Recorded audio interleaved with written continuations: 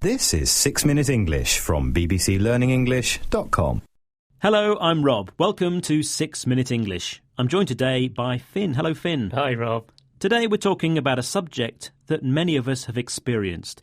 It's living at home, particularly when we're grown up and in our 20s. Now, Finn, what age were you when you left home? Well, Rob, I was 18 and I'd just finished school and, I was really, really excited to go out and see the world. So I left home quite young. Yeah, well, I left home at the age of 18 too, to go to university, and I never looked back. But, of course, not everyone leaves home when they're that young, and we'll be discussing the reasons why, and discovering why more young people in the UK are staying at the Hotel of Mum and Dad.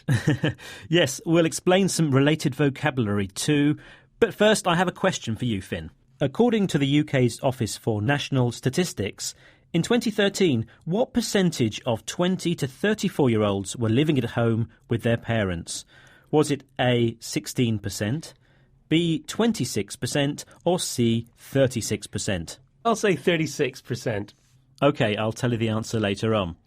Back to our discussion about living at home. Residing with or living with your parents is not that unusual in some countries. Economic conditions, culture or family tradition means that some young people stay at home until they get hitched or get married. Yes, but even then, it may be too expensive to rent or buy a house, and the married couple continue to live at one of their parents' homes. But living conditions can be a bit cramped like that. I'm sure, yes. But in the UK, it's been more common to leave home at a fairly young age and get your own place to live, maybe sharing it with other people, like a flat share. Yes, a lot of people will have to move to another city to take up a job, to get a job, or they may be going to university.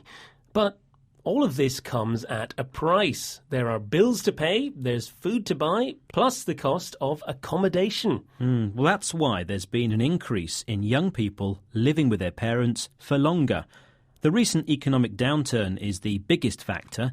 It's harder for them to get on the property ladder to buy a house. But what's it like to be 27 and still living under the same roof as mum? Well, Luke Sibson knows. He's 27 and still lives with his mum. What does he say is the biggest difficulty? I had set plans to own a house and a car and have a family by the time I'm 30. I'm now 27 and I'm not any closer to achieving that. There's something very difficult about being a 27-year-old man living at home with your mum. There's something very difficult about being an adult living in an environment where you're still a child. It limits me socially. Sometimes I feel like it limits me professionally.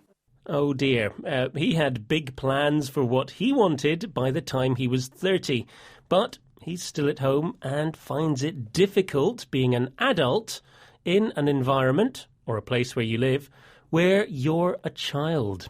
So he feels like a child because he's being looked after and doesn't have much independence. This limits him in what he can do socially. I suppose he can't bring lots of friends home or leave the house in a mess. Yes, and he thinks it also limits him professionally, so it can affect his career. Well, I have to admit, Rob, if I was living at home now, it would drive me mad. Well, not everyone has a choice, and some might feel the benefits, the good things, are greater than the bad things. Alberto Barragan is 29 and lives near Madrid in Spain, a country where unemployment amongst the young is high. He says home living is not all bad. Can you hear what his reasons are? Basically, I don't have to wash my clothes, I don't have to make my bed, I don't have to buy anything for me because my mom does all these things for me. You don't have to be worried about pay taxes or pay electricity, any bills. You are living basically for free. Well, he says you're living for free. That's quite a big incentive. There's nothing to buy, no bed to make, no washing to do. You do need quite a kind and generous mother or father to be able to live like that. Yeah, that's true. The type of parents you have may influence your decision to stay at home too. Alberto also mentioned there were no taxes or bills to pay, which is great if you're not earning any money. Yes, and this is, of course, the reality for many young people in Spain. But if you have no choice about living at home, hopefully you at least have a good relationship with your parents.